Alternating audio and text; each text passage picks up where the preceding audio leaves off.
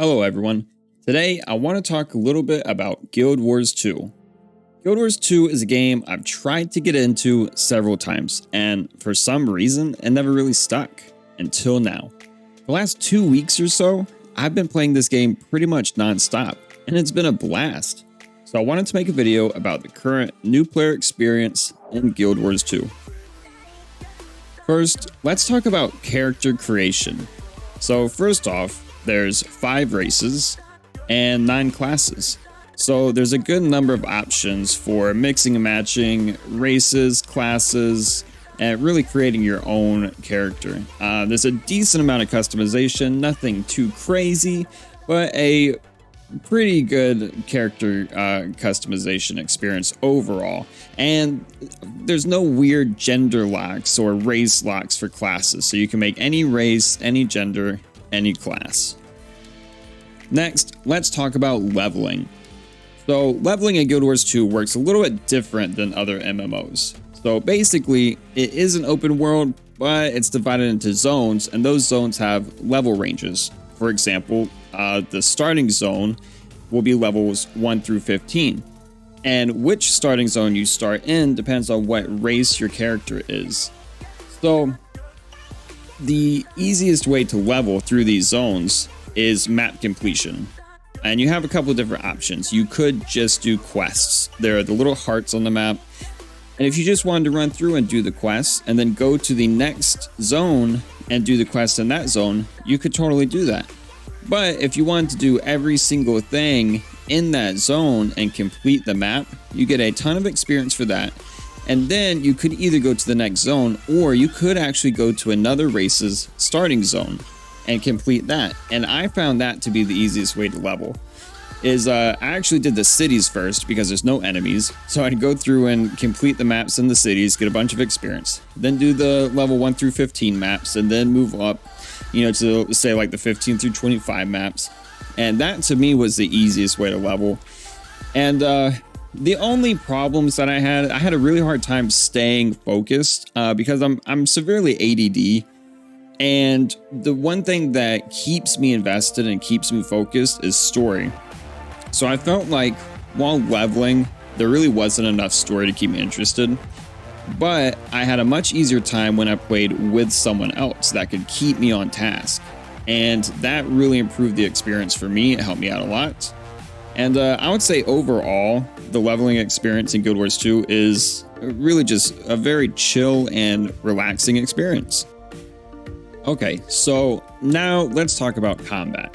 The combat in Guild Wars 2 feels great. It's kind of a hybrid between tab target and action combat, but it's very fluid, it's fast-paced. One really interesting thing that I saw is that skill cooldowns are for individual skills instead of being on a global cooldown, and I thought that was really neat. Another kind of unusual thing that I saw is that on certain classes, the auto attack is a combo instead of just being, one single animation or just kind of being more of like a background thing that you don't really think about. It's a lot more active. You got to wait and let the combo play out before you play another skill. Otherwise, you're just going to interrupt it. And I thought that was really neat. Very cool. I don't think I've seen that before in any other MMO. And something else I've never seen in an MMO, downed state. So what that means is when you get defeated in combat, you don't actually die right away. You go into this downed state where you get another health bar and you have a few different skills, and either you can try to heal yourself and get back up, or if you kill an enemy while you're in the down state, you will get back up. And I thought that was just such a great idea to kind of give players a second chance, because it's awful when you're so close to finishing something and then you die and it's over and you were right there. So this is a really great thing. I think it really improved my experience with the combat. You go down into the down state and you're fighting for your life, and then next thing you know, you're back up and you finish whatever you're doing, whether it's a quest or, getting a hero point or something. And yeah, I can't talk about that enough. I love that. It was just such a cool thing to experience. I also want to talk about build customization. So, in some MMOs, you don't really have a lot of options as far as, what skills you can use or what gear you can use, and maybe you can prioritize one set over another, but there's really not much you can do to have a custom playstyle or a custom build.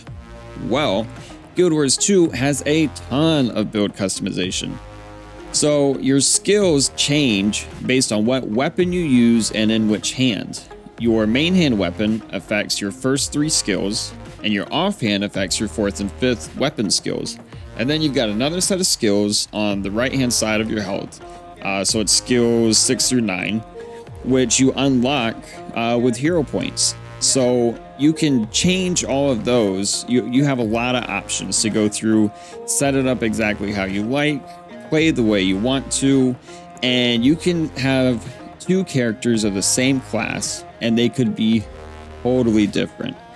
And then if you have the expansions, which I haven't really gotten into because this is a leveling video, right? I just got to 80. But if you do have the expansions, then at level 80, you will be able to unlock elite specializations, which is basically a subclass. So that adds even more build customization. It's a thing of beauty.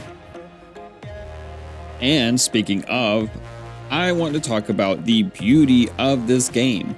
So these graphics really hold up and they look amazing. The art style of the game is incredible. I love it. From the loading screens to the health bars, everything is so artistically done.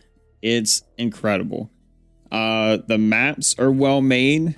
The scenery is beautiful, which is showcased by vistas, which you run around on the map and you see they have their own little symbol there. It's part of map completion.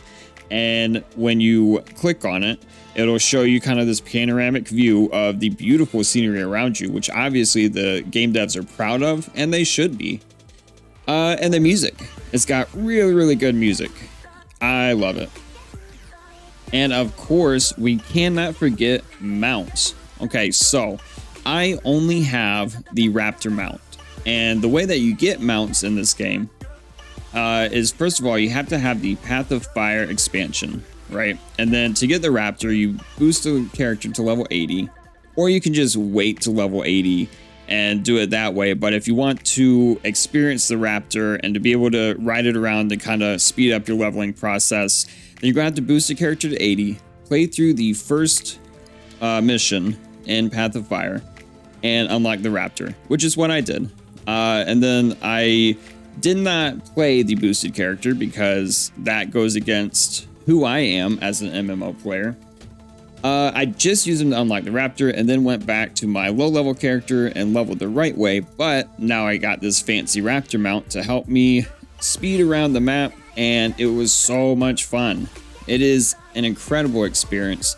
The weight of the mount, the way that it stops, it kind of skids to a stop, the jumping, I mean, everything was just so well done.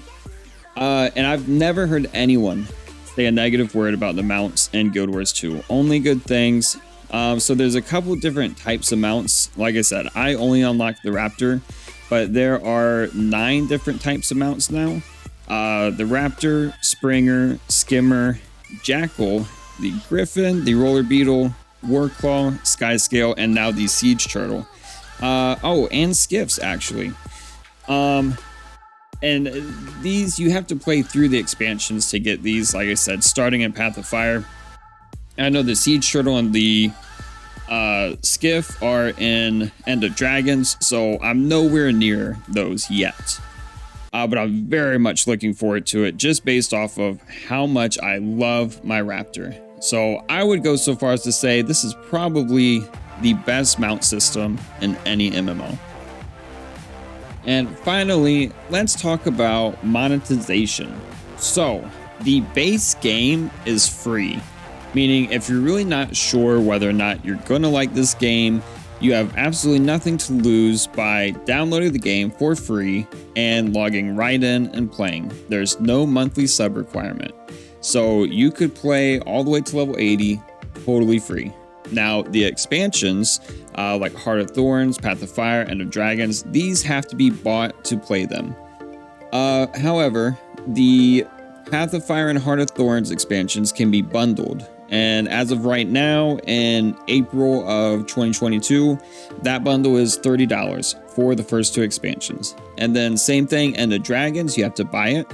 And that expansion by itself is also $30.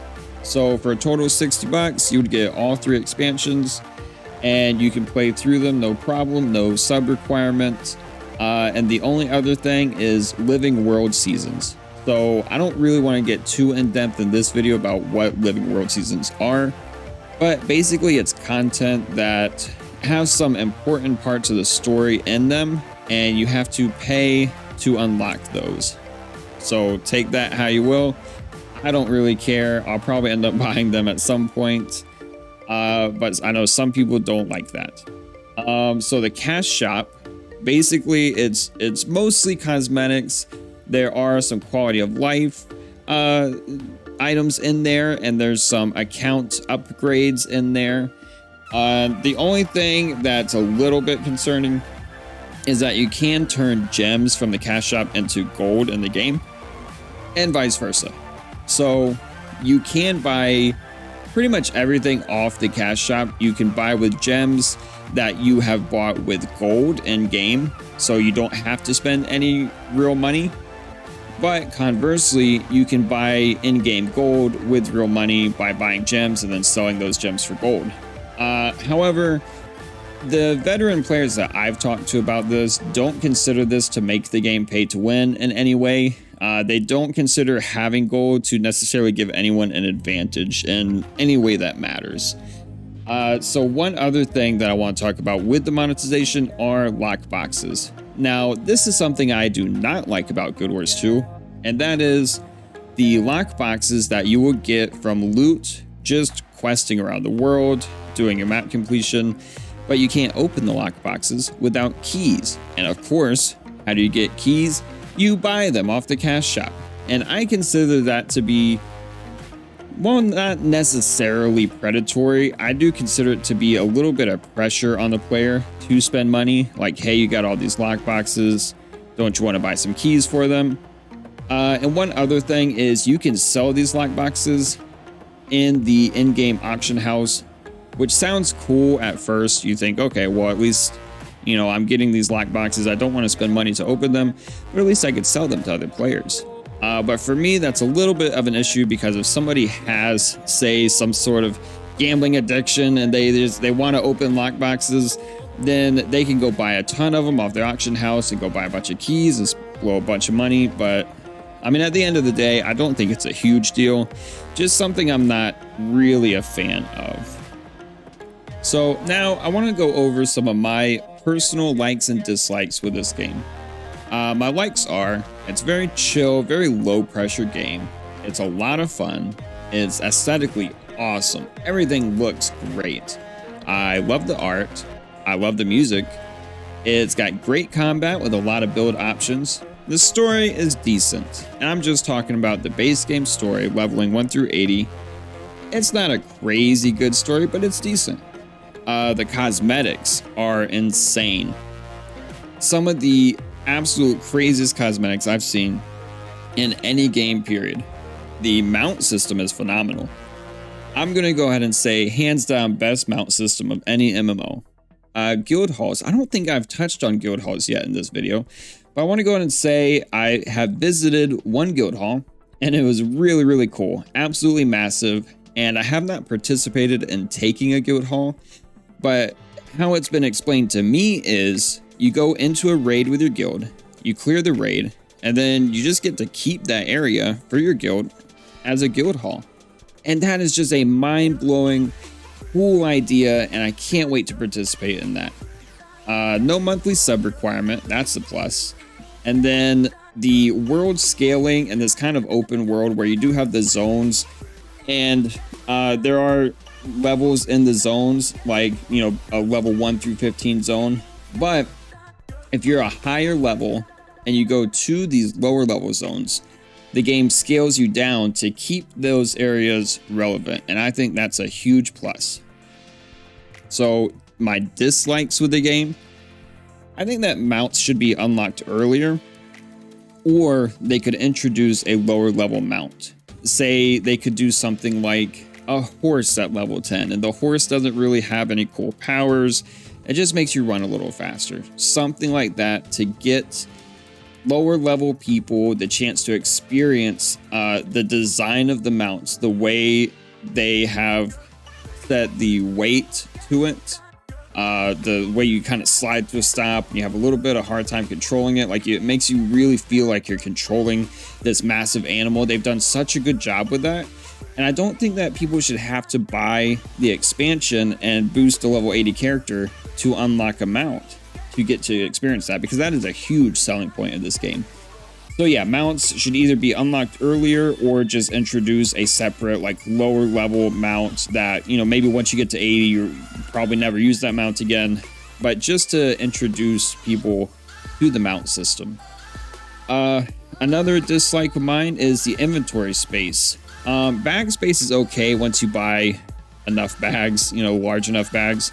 But the bank space is ridiculous, especially if you're crafting. You do have kind of a craft bag, but there's a limit to that. And there are some items which you craft in order to craft something else that don't go in the craft bag. You have to, so if you're not using it right then, that's going to have to sit in your bank space. And so I'm sure pretty much anybody that wants to craft, you're going to be buying a lot of bank space. And, you know, it's not a huge deal, but that is a dislike of mine. Another dislike is some of the character customization options being paywalled, which normally I don't think is a big deal, but all the good hair colors have to be accessed through a cosmetic purchase. And I hate that, because I just want blue hair for free. That's all I want. You know, the fact that I have to go into the gem store and pay, I think it's 250 gems for this hair kit that I can finally have blue hair. I just want free blue hair. So once again, not a huge deal, but it's a dislike of mine. And then the big one for me, no player housing. Now, there are guild halls, which are very cool, but it's definitely not the same as having a personal house that you can decorate however you want. And that's one of my favorite things of any MMO. I'm a huge advocate of player housing, and Guild Wars 2 doesn't have it. So that is definitely a dislike of mine. So my overall opinion as a new player to Guild Wars 2 is that it is an amazing game. And I'm very glad that I picked it back up and given it a second chance. I'm having a ton of fun. And at the end of the day, I would recommend this game to pretty much anyone. Thank you so much for watching my video. Please don't forget to like and subscribe if you want more of this type of content. I also stream Mondays, Wednesdays, and Fridays, 8:45 p.m. Eastern. Hope to see you there.